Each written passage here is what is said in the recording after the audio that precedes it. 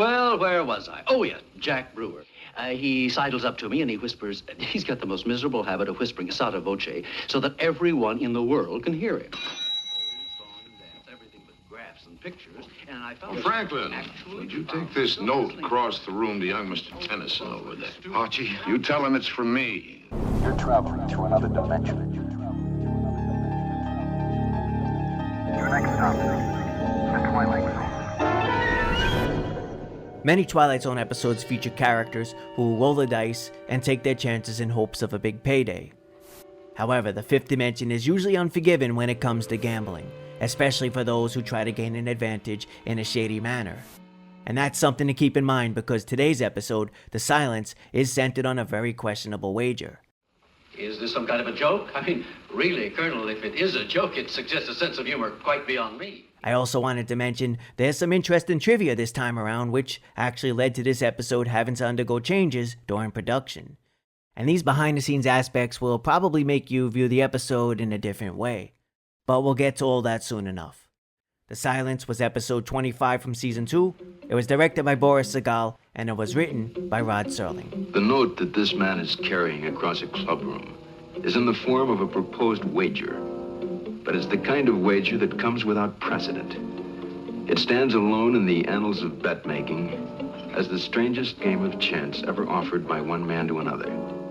In just a moment, we'll see the terms of the wager and what young Mr. Tennyson does about it.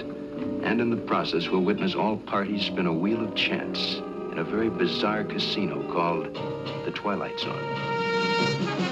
The setting for this tale is a private men's social club. Our two main players are Colonel Archie Taylor, as played by Franchot, and fellow club member Jamie Tennyson, as played by Liam Sullivan. Jamie is the definition of a chatterbox. This guy rarely stops to take a breath as he drones on and on, driving away everyone around him. He's a raucous sort, a little crude, nouveau riche. You know the type. Charlie, old man, you don't mind if I sit here, do you, boy? Jamie is basically a more polished version of another well-known Twilight Zone character, Somerset Frisbee. Old Rocket Thrust Frisbee, they called me. What he always called me, old rear-engine Frisbee. Old Cumulus Frisbee, they call me. Jamie's incessant chatter becomes a source of irritation for his peers, particularly Archie. And I'm supposed to scrape it up for him. I mean, I am supposed to scrape it up as though it were some kind of residue that could be literally... With that, Archie proposes a wager. If Jamie can keep his mouth shut for 1 year, he'll pay him $500,000. What about it, Tennyson? A nice chunk of cash by modern standards, and a hell of a lot of money by 1960s standards. This confrontation between Archie and Jamie plays out extremely well. But what I found especially interesting was just how relentless Archie was right from the onset. Your voice has become intolerable. I sit here each night and the sound of it makes me wince. In the past, I've noted that Serling's dialogue is very biting whenever he pits two characters against each other. Unfortunately, this time around, we miss out on that dynamic because we don't get much in the way of pushback from Jamie. Your debts are insurmountable, and you do practically anything for money, except perhaps to remain silent for a year. However, this one-sided grudge does help differentiate the two men. Archie is clearly the aggressor, and Jamie is our underdog, who begrudgingly accepts the challenge. To Serling's credit, both of our leads are given depth and crystal clear motives. On the surface, Archie just wants peace and quiet. But as the story progresses, we learn there's more to him than meets the eye. It's my courage against your credit. Well, a year from tomorrow night, both can be proved. In Jamie's case, sure, his pride is on the line, but this wager is more about the fact that he has a wife who he's madly in love with, but Jamie is struggling financially. And as he puts it, her tastes run to unfragile things. Sizable baubles with sizable price tags. So how exactly does Archie intend on making sure Jamie will remain silent for a year? Well, he has that all figured out. Jamie is placed inside a specially constructed glass room in the basement of the social club. And after seeing this episode, I'll just safely assume every wealthy social club out there also has giant glass houses in their basements. This section of the episode, in which Archie and Jamie face off in a battle of the wills, is where both actors shine the most. Liam Sullivan displays immense restraint. Even though he can't speak, he still gets his emotions across as Archie taunts him every step of the way. $1,000 and you may walk out today. Sullivan may be familiar to fellow Twilight Zone fans from the Season 3 episode, The Changing of the Guard, but he's also known for roles in the fantasy film The Magic Sword and TV roles in The Man from U.N.C.L.E. and Star Trek. Always happy to squeeze in a Star Trek reference. I also wanted to credit another actor from this episode, Jonathan Harris of Lost in Space fame. Harris played a pivotal role as George Alfred, one of Archie's old friends and his lawyer. Alfred is essentially the voice of reason in this whole fiasco. I think he's going to beat you, Archie. I think that boy down there is going to remain silent for the entire year. Harris also appeared in the Season 2 episode 22, and we'd see him years later in Rod Serling's Night Gallery. It's going to be an early spring this year, Dennis. Hands down, the star of this show is Franchot Tone, a celebrated actor in his own right. Tone was nominated for an Academy Award for Best Actor in his role in Mutiny on the Bounty. My credit is well known. So is my honor, as every member here will vouch for. His performance here as a stuffy aristocrat who puts Jamie through hell is flawless. Many of us will probably relate to Archie up front when he's annoyed by Jamie's constant talking, but as this story unfolds, Archie's character takes a disturbing turn. Your wife? She must be lonely for you, Tennyson. She has been seen with other young men. While we're on the subject of Franchot Tone, I may as well dive into the behind-the-scenes issues I mentioned earlier.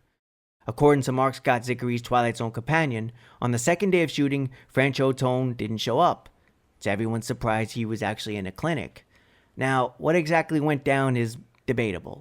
According to actor Liam Sullivan, Tone told him that he was at a party, and while trying to pick a flower for his date on a terrace, he fell down a hillside and landed on a driveway. Okay. However, according to Rod Serling, Tone supposedly approached the girl in the parking lot of a restaurant. The girl's boyfriend took offense and beat him up. Either way, Tone's face was a mess and scraped raw. But Serling asked him to please return anyway, and they'd figure out a way to shoot around his now injured face. So director Boris Sagal made sure half of his face was always obscured. And this is one of those things that viewers may or may not pick up on while watching. However, it's something I always think about whenever I rewatch this. And being a Batman fan, I can't help but get some Two-Face vibes as I imagine what the hell Tone must have looked like.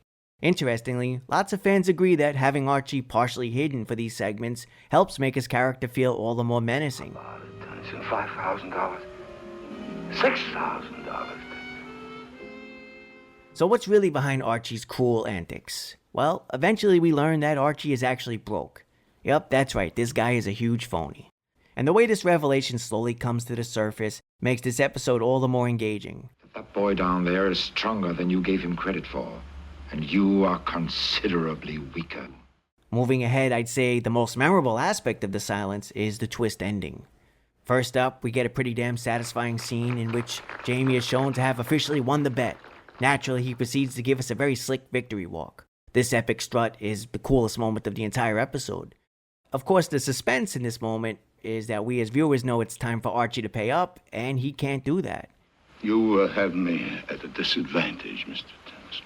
I lost most of my money some years ago. Now you have forced me to uncover the situation.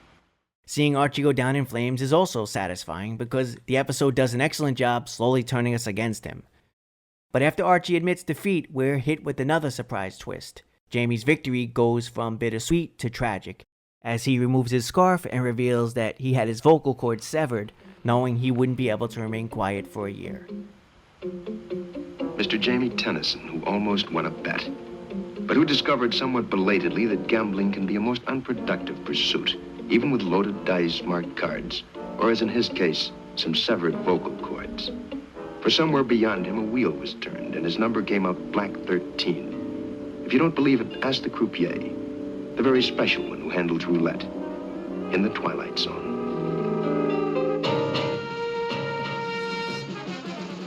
So there we have it, The Silence. Another worthy entry in the Twilight Zone series. This episode moves at a brisk pace, we get some intriguing twists, and before you know it, we're hit with a conclusion that packs a punch. As far as who we should root for in this strange scenario, well, that will vary from person to person. I lean towards Jamie. Sure, he initially comes off obnoxious, but he won me over as the tale progressed. I understand why Archie could be annoyed by the guy. Nobody likes anyone who talks too much.